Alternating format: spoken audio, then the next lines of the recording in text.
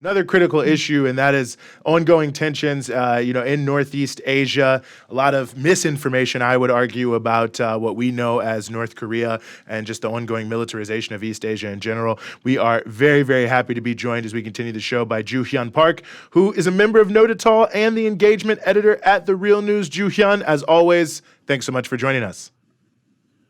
Eugene, Rania, great to be back. Good to see you. Great to have you here. And I guess I want to start with maybe the one headline that sadly is the one thing people have probably heard about regarding the Democratic People's Republic of Korea, North Korea, over the past couple weeks, and that is this issue of the quote-unquote trash balloons. I know you've seen the stories and you've seen how it's being framed, so I won't say too much more than that. Maybe just give us a sense about what's really going on with this story, and as opposed to the way it's being reported. Yeah, absolutely. To give a little bit of background to those that may have missed the events of the last couple of weeks, there was an exchange of balloons from North and South Korea that was occurring.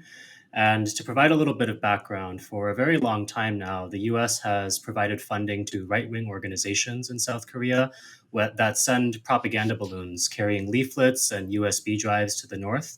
This has been going on for decades, and it's all done through the National Endowment for Democracy, which is a self described organization carrying forward the work of the CIA. Now, the DPRK has objected to these for a long time, but also has not really done so much to directly oppose them until now.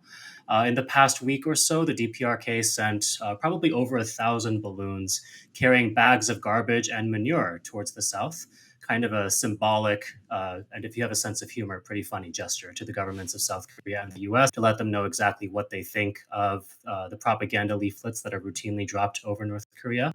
I would also note, adding to the argument for a sense of humor, that Kim Yo-jung, the deputy director of publicity and information for the DPRK, told the South Korean government quite sarcastically that the balloons were a gift sent in the spirit of freedom of expression, which is the grounds under which South Korea defends the use of NGOs that send their own propaganda balloons to the North. Now, there are a couple of significant developments and implications of this move that I think are definitely worth highlighting.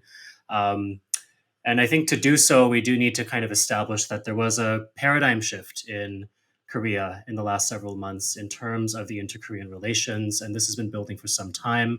The chief cause of this change is the escalation in US and South Korean aggression that has taken place since 2022, and the DPRK has responded to that in two ways. First off, it's declared itself a nuclear state, stating that it considers its nuclear arsenal perfectly legal and that these weapons are no longer up for negotiation with foreign powers.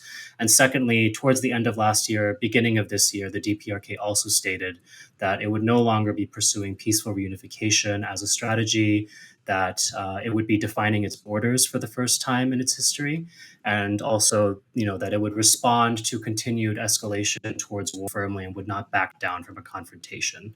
So I think that's some important context to place all of this in, primarily to say that what's really changing here is that the DPRK is being much more assertive than it has been in the past about defending its sovereignty. There have been numerous other examples of that in the last couple of weeks.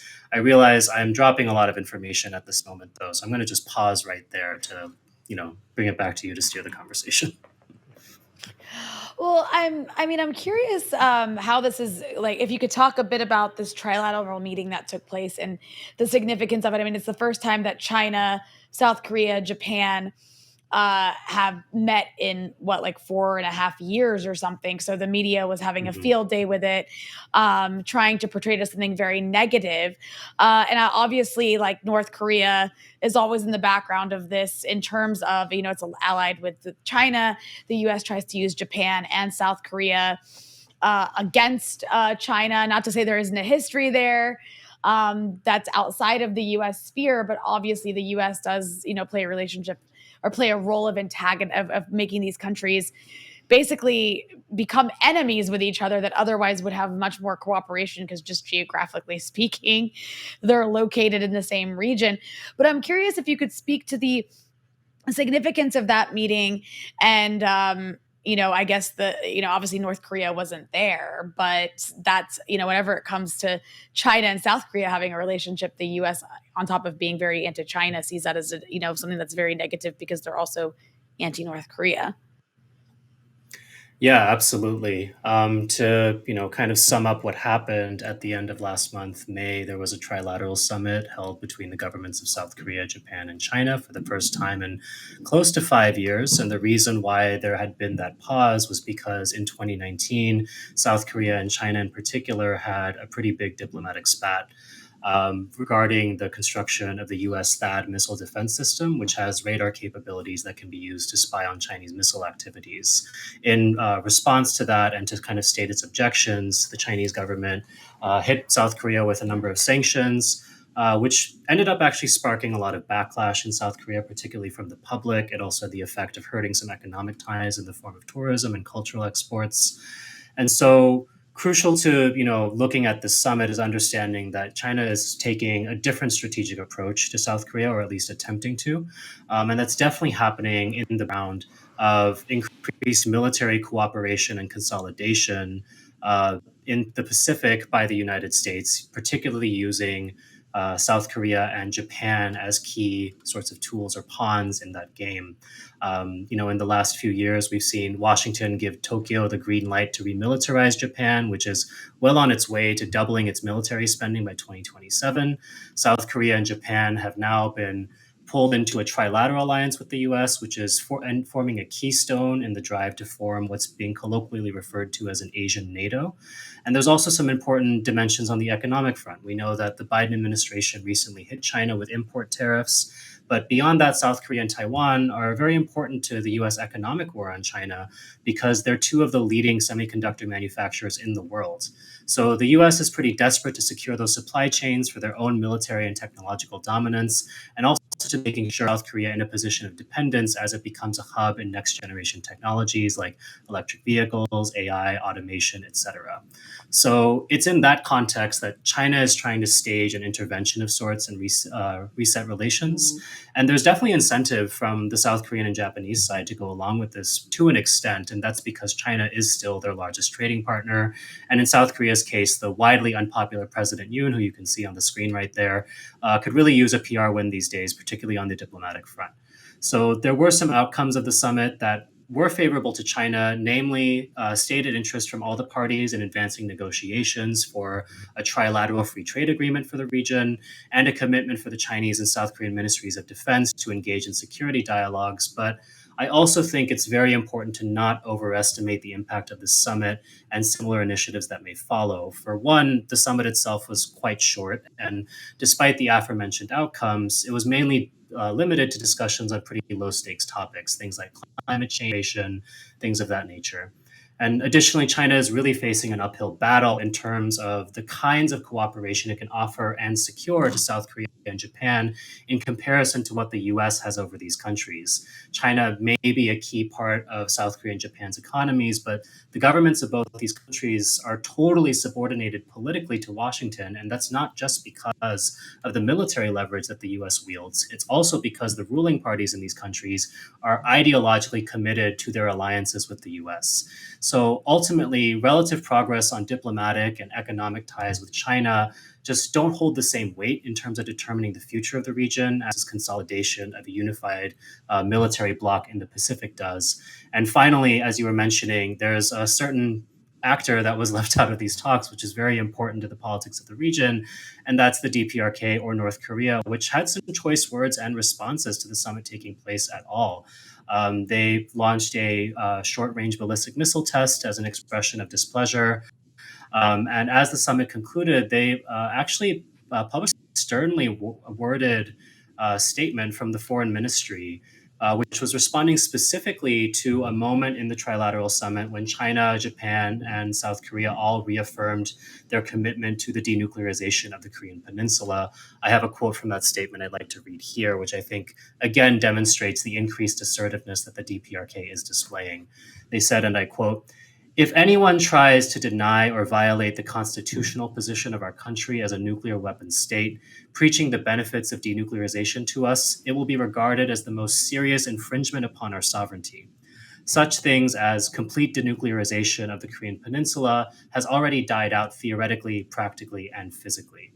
So this is a very stern position from the DPRK. They have already established for a couple of years that they do consider themselves a nuclear state, and they're asserting that on the international stage, and even doing so in situations where China is involved, which I think says a lot about the independence that is being displayed by the DPRK in this moment, and really the complex politics that are playing out in Northeast Asia, where it's often presented as two blocks, but in reality there is a U.S. bloc, and there are alignments between the other countries that are not always 100%, even if they are generally on the same page about many things.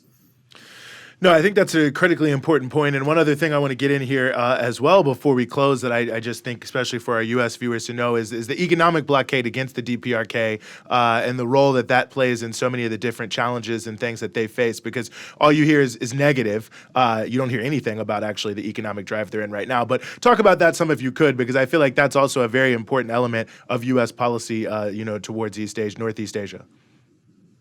Yeah, absolutely. The DPRK has been under punishing sanctions for virtually its entire existence. And I mean, well back into 1948 when the state was first founded. However, the actual arc of the sanctions regime has changed over the preceding epochs. And, most recently, the DPRK was in a very sharp period of sanctions under what is called comprehensive sanctions, which were jointly implemented by the Obama and Trump administrations through a combination of presidential executive orders and UN Security Council resolutions. And what makes these sanctions comprehensive is that they impose limits on the amount of fuel that the DPRK can import. They place restrictive bans on virtually all of the DPRK's major industries, as well as other economic measures that are really designed to strangle the DPRK. But something that I think is actually quite important to note is that particularly since the beginning of the war in Ukraine and the backfired attempt by the United States to impose sanctions on Russia, the economic situation in the DPRK has been shifting because it's now in an international environment where U.S. Sanctions carry far less teeth. And what we're seeing actually is increased economic activity in a lot of fronts in the DPRK, particularly in the last couple of years. There's been a standing commitment from the government of the DPRK to build 50,000 new free apartments in the city of Pyongyang, which they are well on their way to achieving. And earlier this year, in addition to the change in line on reunification, the DPRK also announced the start of what it is calling the 20 by 10 Rural Development Plan. This is a plan to raise the level of the productive forces, diversify the economy of the countryside through an initiative to build 200 factories in rural areas over the next 10 decades, beginning with an emphasis this year on building factories that will be creating backpacks and clothing for school children, as well as the construction of hospitals in all rural areas to ensure that there is equality and access to health. So the DPRK is still a heavily sanctioned country, but it's operating in an international environment that is very different than what existed just a few years before. And I think that has a lot to do with explaining the shift in posture from the DPRK.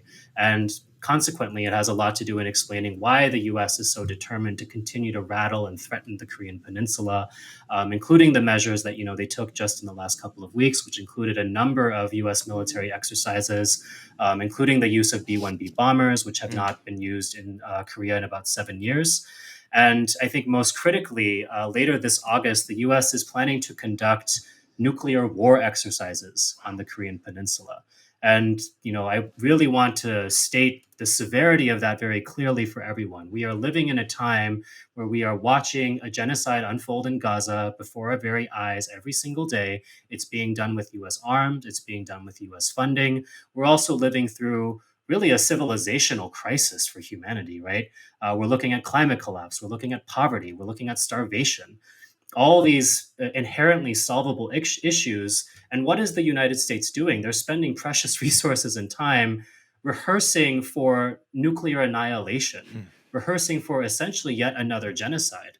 And I think that really speaks to the political urgency of this moment and our need to be really building robust organizations and unity, a strong anti-imperialist movement within the United States.